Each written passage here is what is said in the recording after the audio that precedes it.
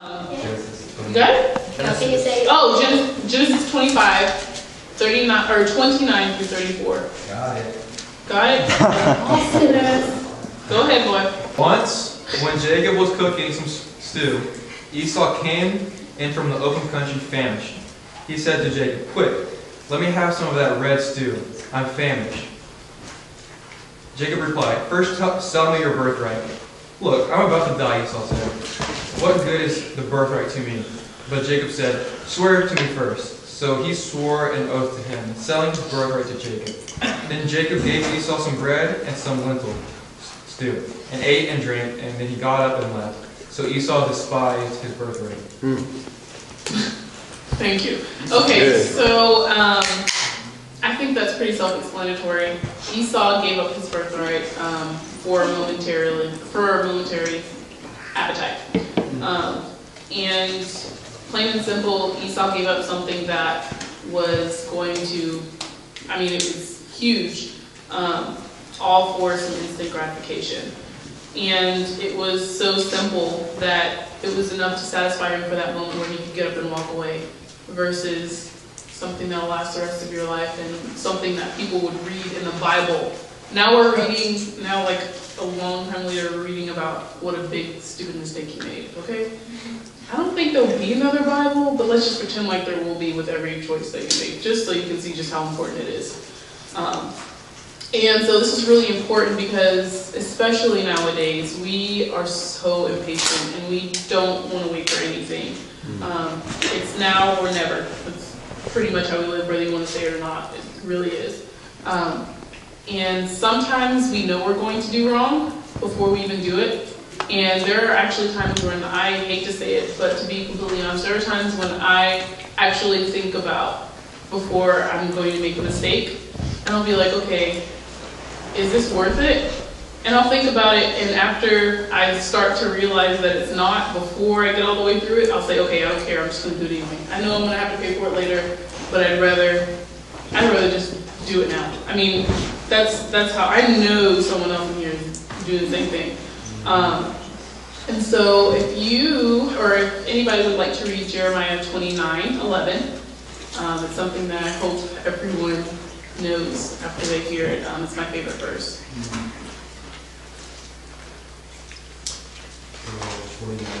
29:11.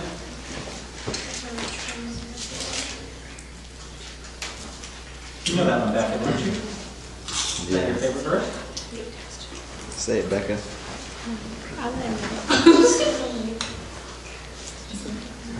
You have it? Yeah. Is that what that was? Okay. Yeah. Go ahead. Okay. For I know the plans I have for you, declares the Lord. Plans to prosper you and not to harm you. Plans to give you a hope in the future. Let me keep going. No, that's it. That's Then you good enough. So this shows that God already knows He has plans for us. And with plans, they're obviously something that happens in the future. It's not something that happens today. And we always have to remember that God already knows the plans He has for you. It's not something that He's thinking about as you're growing up. He already knows, and everything we go through, every temptation we face, is going to get us to where we're supposed to be. Now, when we make mistakes and things like that, we're going to have to detour, and sometimes that hurts. Actually, pretty much, yeah, always does. Can't think of a time where it really doesn't. And so we always have to remember the value of our inheritance that we're going to get from God. If someone would read Philippians 3, verses 13 through 14, that would be wonderful. Can I start 12? Because I did 12. Yeah, you can start at 12. Not that I have attained all this, or have already been made perfect, when I press on to take hold of that for which Christ Jesus took hold of me. Brothers, I do not consider yet to have taken hold of it, but one thing I do, forgetting what is behind and straining towards what is ahead, I press on towards the goal to win the prize for which Christ has called me heavenward. Woo! That's my verse. Nice, okay. So pretty much that is always pressing forward and not really looking back. I think we've all given into a bowl of stew every once in a while.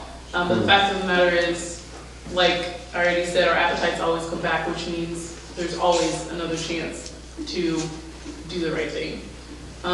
So, just a few things to kind of get from that verse, and something that hopefully will help us as we go.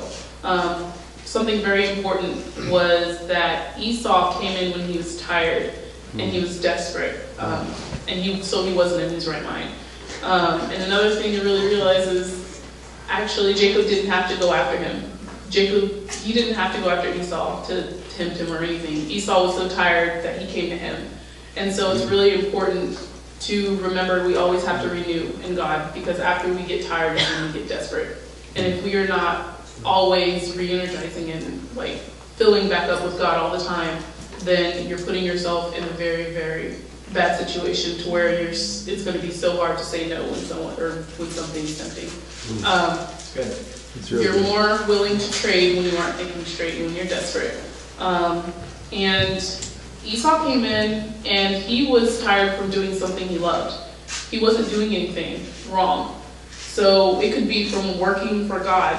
I mean, a lot of us, we do a lot of service and all that kind of stuff. You could be working for God. But if you're not refilling and you're not always letting God pour himself back into you, you're still going to be tired. And you're still going to put yourself in that situation. And let's see. And here's another quote that really touched me. It's, when fatigue walks in, faith walks out. Tired eyes rarely see a good future. And something that Andy Stanley talked about, which is really, really, I guess it kind of makes sense, is the impact bias. And that takes a little simple appetite and magnifies it out of proportion.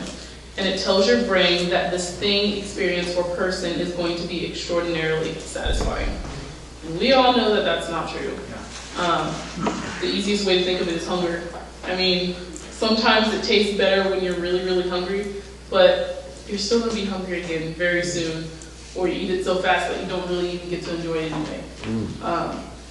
And probably the most important thing is always staying connected to God. Another reason is because it doesn't really matter if you choose between your birthright or the stew if you don't know which one is which.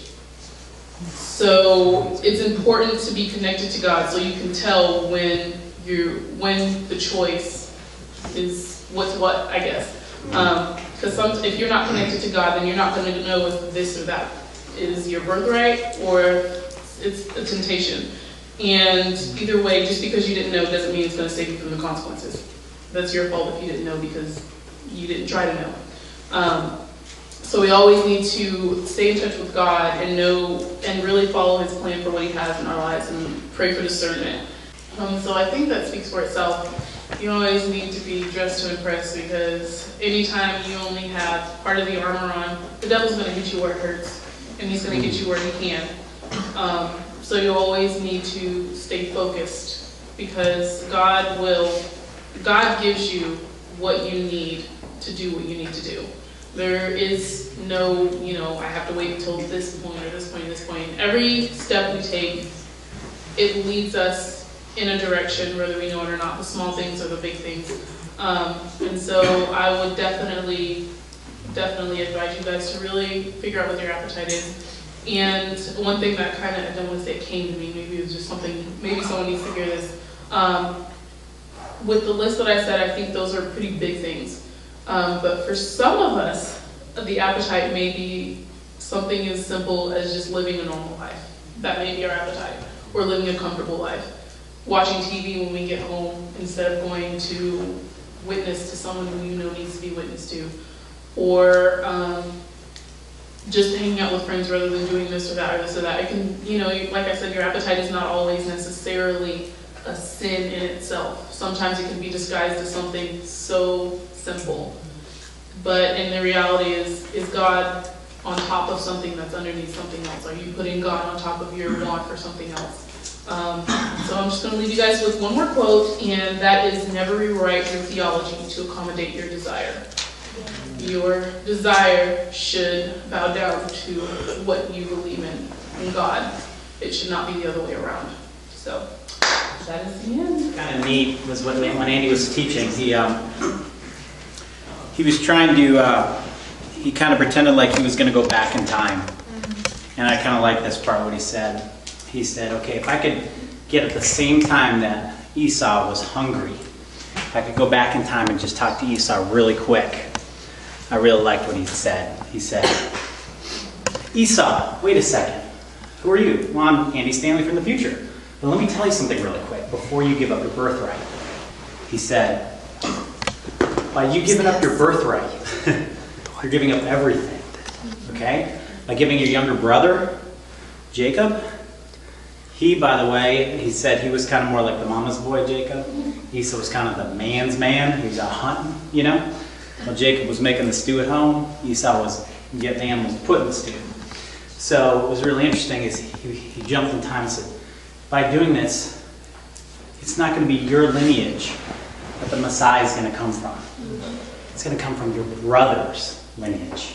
It's going to be, God's going to be announced as the God of Isaac, Abraham, and Jacob. But it should be Abraham, Isaac, and Esau. That's how it's going to be explained. So before you take that bowl of stew, think about that. The Messiah who's going to save the sins of the world is going to come through your lineage. So before you give into your appetite, think about that. And he said, you know what? That's easy for us to say. We wouldn't do that, but we do it every day. You know, people are giving up their ministries because of their appetites. They're giving up families, friendships. It's amazing. You would never think you would do that, but we do it every day. So we got to be aware of our appetites, like Simone said. Be aware of them. Know them. See them for what they are. And you will see them the more you spend time with God. The more you spend time with God, it becomes much more clear. If we're not spending time with God or we're not listening to Him, in essence, as Will was saying, we can become very good at blocking Him out. And we got to be careful of that. Numbing it. Numbing God, because we really don't want to delight in His ways. We want to delight in our ways. So, and that's what was really cool when Andy was trying to go back to time. He said, don't do this. Don't do it. These are the repercussions of doing it. So now we say Abraham, Isaac, and Jacob. But it should have been Esau.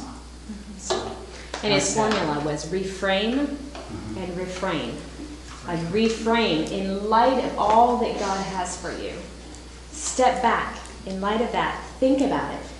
Think about all that God has for you academically, spiritually, relationally, all these plans that God, because God has plans to prosper you, not to harm you, to give you hope in the future.